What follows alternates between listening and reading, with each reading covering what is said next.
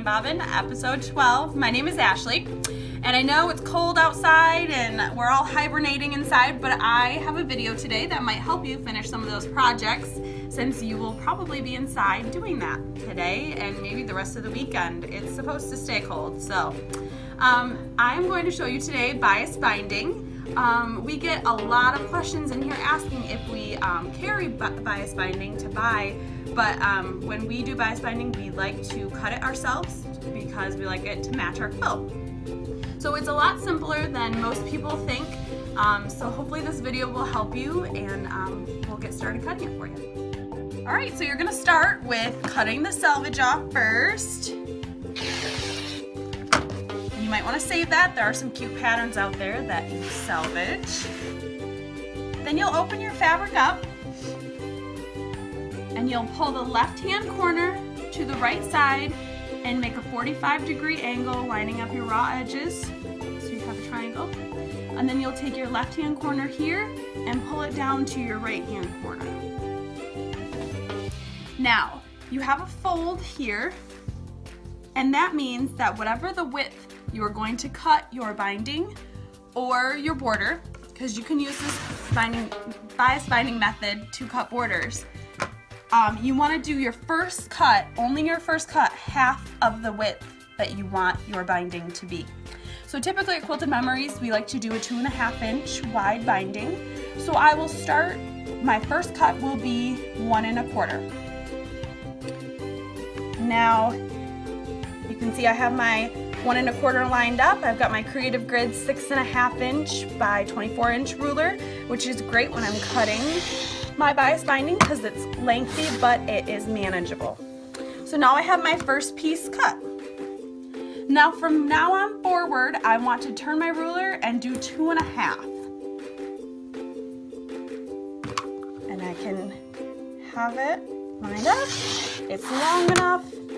And this is a 1/2 yard of fabric that I'm using now. So you can see on your ends, you've got your 45-degree angle. And I'm gonna keep cutting so I can show you what to do when your pieces start getting a little smaller. Line it up. If you're using a yard of fabric, it works great to have your choco liner, clover choco liner out. That's this one here. We like to use this because the ruler isn't quite long enough, so you can get down and mark your lines, mark them up here, and then move your ruler as you need to so it can line up nice. So I'm going to keep cutting. Got your long piece. Now my pieces are starting to get a little short, and I might not want to use those in my project unless I have to. So I'm going to take out this little triangle here, which is not much use to us. And I'm just going to extend my fabric back down to the corner. So take your left-hand corner back down to the right hand and line that up again. And keep cutting as you need to. So as I said, you can use any amount of fabric, a fat quarter, a 1/2 yard, 3/4 of a yard, or a yard to cut your bias binding. And when you are putting your ends together, you can start by laying your piece out and lining it up as if it was going together. And you can see, I don't know, if you want to get closer here, you can see that you want your lines to match up, and they should, as long as you stayed the same direction. So then you'll flip that piece over, right sides together, and you want your 1/4 inch to end right at those 2 points. So I'm going to mark this with my choco liner, and you can see that I need to come up a little bit here to get my 1/4 inch, and this will make a perfect seam there. There we go. And I can use the chalk liner to mark.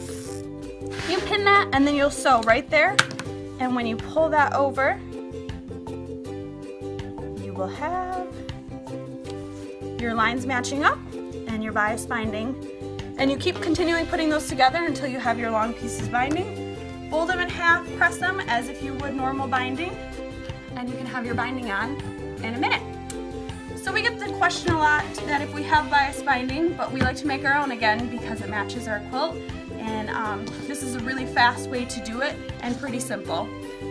So if you have any more questions about that, you can always call us or visit our website or email us.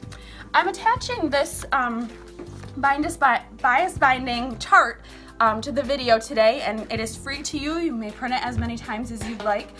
So what you use it for is if you want bias binding on a pattern, but the pattern doesn't call for it, so it doesn't tell you how much, you can print this off. So you find the perimeter of your quilt, which is listed here, and you find, the approximate size, and then over here it will tell you how much you need for bias binding. So this is a very helpful guide also when doing bias binding. I wanted to remind everyone that we have our class across the counter for January coming up as well. So you can visit us in January and get a free class on this. The books are $12.95 for the Fast Fold Hexies, but they are 10% off in the month of January. And then we also have this little make and take coaster for you that you'll make right here at the shop, and you'll be able to take it home and finish it. But these are a lot of fun, and we're excited about showing people them for January. We also have a lot of nice fabric left on our 50% off red dot sale, and some great patterns and books on there as well. So thank you for visiting the Thread and Bobbin, episode 12. We'll see you next time.